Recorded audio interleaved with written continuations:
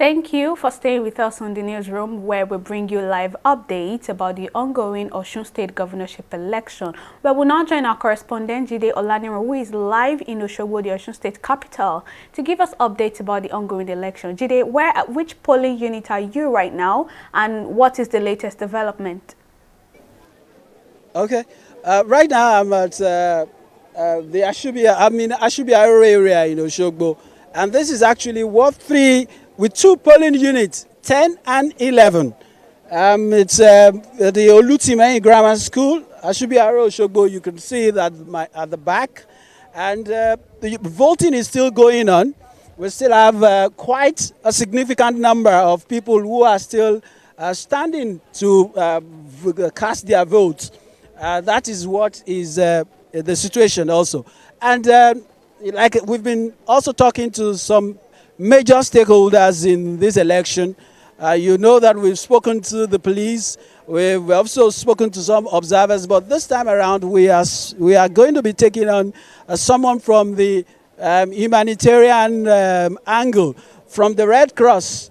Let's talk to my guest who I will be talking to now. Your name, sir? I'm Okedeji Kayode. I can see that with your colleagues, you have been able to move around where election is taking place today. Yes, we have done so. Or what is that? Maybe I should start from, because Red Cross is known for humanitarian activities. Yes.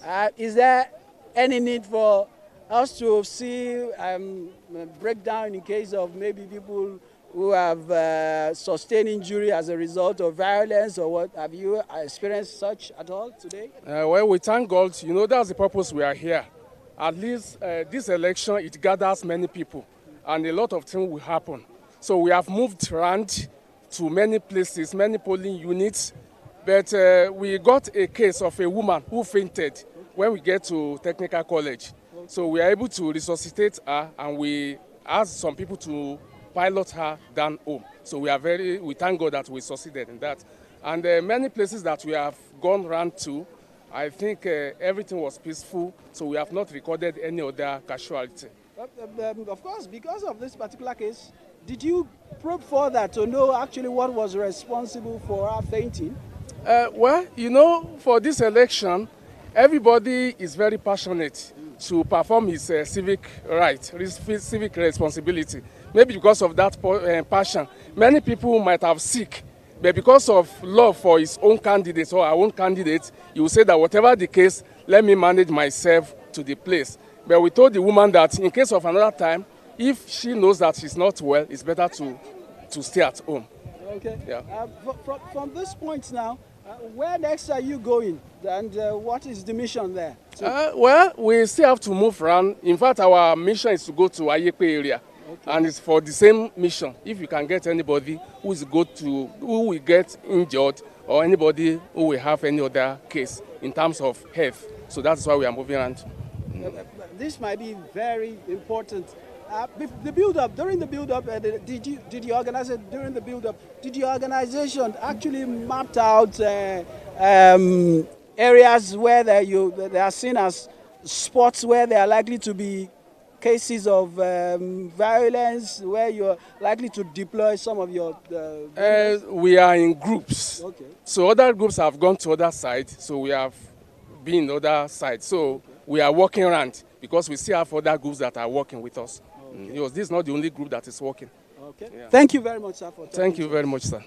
Yeah, sir. Okay, you've heard from the Red Cross officer, and she has been able to tell us that they were able to treat one woman who fainted, and that is a report that has happened. So at least we have a report of a woman that fainted, but lucky to be resuscitated, and that is the situation report. And my colleague is also going to be joining me. Habib will be joining me. Habib is also from the Civic Media Lab, and Habib, I know that Habib have done a lot of research on this particular election and the other previous election, and maybe Habib will be helping us, talking us through some of the things that they noticed in the build-up to this election, and whether those things are happening now that the election is going on, and maybe in future election, what we should guide against. Habib Oladapo joins me from the Civic Media Lab. Habib, it's a pleasure to have you. Thank you very much. Habib, I know that you worked with some data before this election, and we had the Ekiti election, and what were the things that you guys noticed before this particular one? We were expecting, based on the trends that we have seen in Ekiti, very low turnout.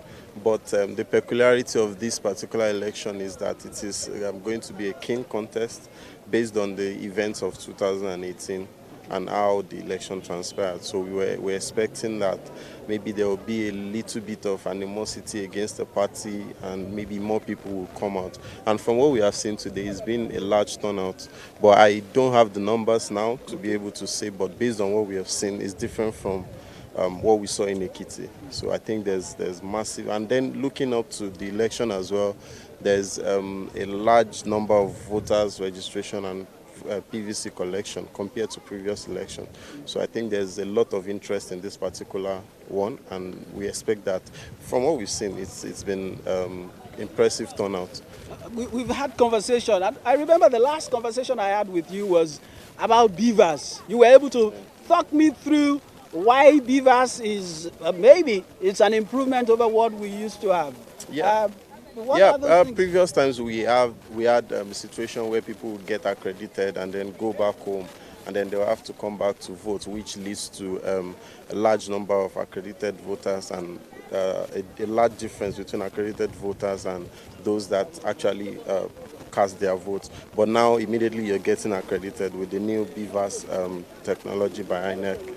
Immediately you get accredited, you vote immediately. So I think that we are going to have a reduced number in that regard. Maybe if we see something like that now, it would be as a result of maybe intimidation or maybe the vote buying technicalities that we've not really been able to establish, but we from sniffing around, we can see some things like that happening, but we've not just been able to see core evidences of that.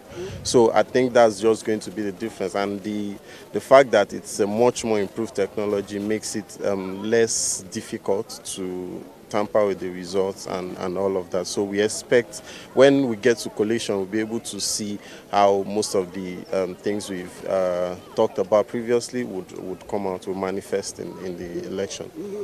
Is it too well if I ask you that, this is also like a test run for the 2023 election? Yes, definitely. What will you be looking at or looking forward or looking out for in 2023 election? Okay, yes, one of the things I would count in 2023 election is going to be the turnout. So from 2003, it's been dropping, and we expect that 2023 be with the number of popularity, I would say the election has garnered over time. We're expecting a huge turnout, and this is some sort of testament to that. This compared to Ekiti election is this shows that there's interest in this particular election, and we've seen numbers. So we expect that the turnout is going to improve looking towards the next election. And then also we would also be looking at maybe voting patterns and all of that might change in the course of the 2023 general elections. But I can't really go into the details of that now, but specifically on this particular one, I think that a few things might change. We might see a difference in trends and patterns that we've mapped out before, and maybe after everything is done we can go over this again and I'll be able to share some more details. All right. Of course, I've been talking to Habib Oladapo of the Civic Media Lab. He's been trying to he's worked on the major trends in election, and right now he's been able to break down some of the things that he has discovered in this election, and as we really project ahead of the 2023 election, Habib also will still be talking to us more about some of this trend that he has noticed. Thank you very much, Habib, for talking to us. Thank you very much. Okay, and yes, the process is still going on. Like I said, the accreditation, the good thing about this time around is that with the BVAS, you just queue up, you get accredited, and you move on to the box to vote, and that is as easy as that now. The beavers has made it easy, and the voters are here lined up. They are enthusiastic. You can see how it works. That is the staff red there doing their job, getting things done, attending to one voter. There's also a security on standby, security personnel on standby here. And that is how the process, as soon as he gets accredited, he gets the vote, the slip, and he goes to that cubicle there to vote. That is the process here. The process is not altered. It is not changed from the ones we've witnessed so far. Everybody playing their parts that is required of them. And of course, you will see, this is like the BVAS machine, how it works, the system there. You take your thumbprint, your thumb, your facial expression, and that's successful, especially for this voter. It's recorded, it's successful. So that's how far it's worked. And from this Ashubiaro area, I've got 3 polling units, 10 and 11, where we have 2 polling units. Chidi Olaniro, reporting for TV 360 Nigeria. Watch TV 360 correspondent Jide Olaniro for that update. Moving on, Osun State Deputy Governor Benedict Alabi has voted in the ongoing governorship election holding in the state. Alabi, who is also the running mate to the candidate of the All Progressives Congress and the governor of the state, Adeboyega Oyetola, casted his vote at about 10:30 a.m. at Ward 6, Unit 7, Songo area of Ikire, the headquarters of Irewole local government area. Speaking in an interview with journalists after the voting, Alabi expressed confidence that his party would win the poll comfortably. He maintained that the turnout in the ongoing process is also very impressive. Meanwhile, the Osun State Governor candidate of the All Progressives Congress, Boyega Oyetola, says he is confident of victory in the ongoing governorship election in the state. He spoke after voting at Ward 1, Unit 2, LA Primary School, Iragwiji area of the state. He also complained about the slow voting process, which he said was responsible for the queue recorded at polling units. He expressed confidence that he would be re-elected, but called for the deployment of more machines to ensure that all voters cast their vote within the scheduled time. The incumbent governor maintained that the time frame for voting may not be enough with the enthusiasm shown by the voters. Meanwhile, the Deputy Inspector General of Police for Southwest, Johnson Kokumo, has reassured the people of Osun State of the force's determination to enforce peace and prevent electoral violence during the voting exercise. Speaking with journalists during an inspection exercise, the DIG further explained that the force will prosecute anyone found culpable of breaking electoral laws. This area has been calm. We're on top of our game. Deployments have been made, nothing untoward reported so far. Laughter on the faces of all operatives participating in this exercise. So, definitely you should expect that will impact on performance. When you are motivated, you will perform well. A number of arrests have been made. Those who have violated the electoral laws, those who violated the electoral laws have been arrested. They are currently undergoing interrogation. By the time we finish with the interrogation, they will be processed through the courts in synergy with INEC.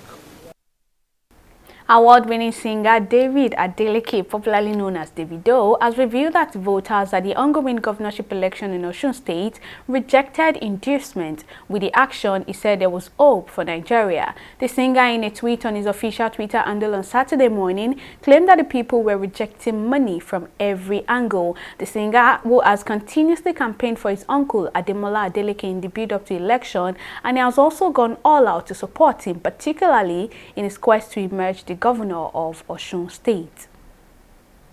Election observers in the ongoing Osun State election have lauded the people of Osun State for coming out en masse to vote their preferred candidate in the ongoing election.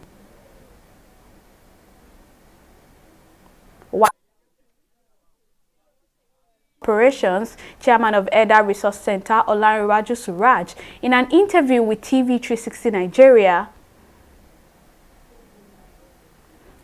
that vote buying has so far not been observed. Also speaking, lawyer and civil rights activist Abiola Akiode expressed confidence in the security agencies to ensure that violence does not break out at the polls.